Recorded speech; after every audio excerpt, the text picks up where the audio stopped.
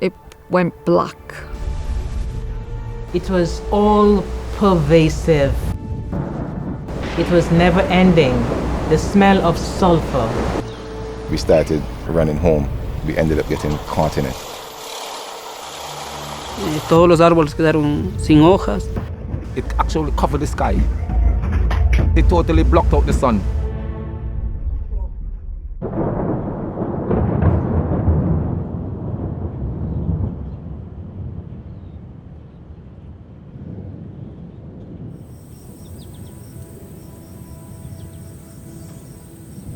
When that first explosion went off that Monday morning, and I remember I could have seen that ash spreading across, so dark.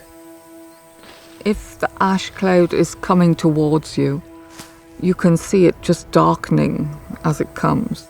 It just killed all light. And that causes huge problems in people driving, people trying to move, people trying to evacuate. It causes people to panic. People having a little bit of scream, you know, and then a whole chatter starts and everybody was wondering, hey, is this a big one? It was raining mud, and we tried to drive. The windscreen wipers couldn't clean the ash and mud off the windscreen, so we drove home, opening the driver's side door and just watching the roadside curb. And it went from raining mud to raining sand to raining stones.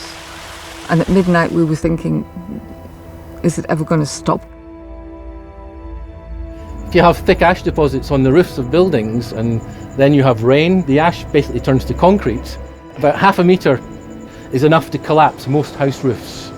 Branches collapsing, you're just listening around the forest and it snaps. You have problems breathing. It gets into your mouth, into your ear, into your eyes as well, and it's just everywhere. You get a feeling like I'm covered with powder, flour. So a lot of people start wearing long sleeve shirts and button right up to the neck, and the ash mask start coming in. You're feeling ash beneath your feet. You try to clean your homes, there's always ash. You're feeling it between your teeth. You know, on your bed when you lay down, you're still feeling it. I used to say to myself, how long that we can ever go on with this? We prayed for rain, because when it rained you could open all the windows and you could breathe fresh air and, you know. In one sense, it was very disadvantageous to us because it killed the young plants, but in another sense, it made the land more fertile. Ash has those chemical components where it enriches the soil. So we have to say we live with it and we live through it. It was a blessing in disguise and it was not also a blessing. But with the ash comes fertility. So a lot of farmers were glad also.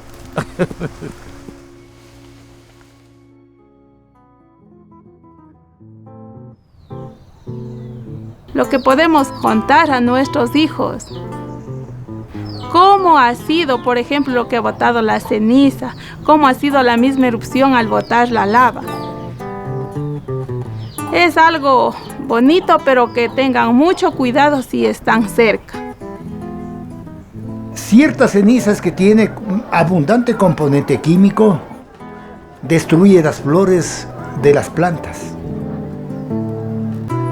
Y al destruirlos, no hay cosecha.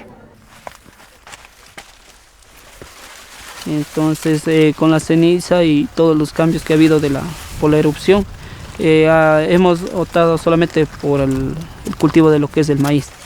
El choclo rápido madura, pero se puede cultivar tranquilamente. La ceniza cuando cae, la ceniza blanca en los cultivos y especialmente cuando cae con agua se pega y se quema las hojitas. En las hojas de los cultivos se hace como tipo pasta. Hay que limpiar con ramas y todo eso, pero igual no se puede limpiar por completo. Hay que cambiar para sobrevivir, hacer cultivos de ciclo corto.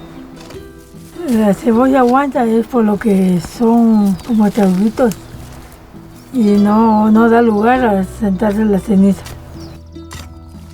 Eso nos pasó en la erupción y cayó en nuestras casitas y quedamos sin ellas porque era todo colapsado totalmente y no nos soportó en este caso lo que es de ternir, teja, nada de eso, sino solo quedaron las casitas de losa.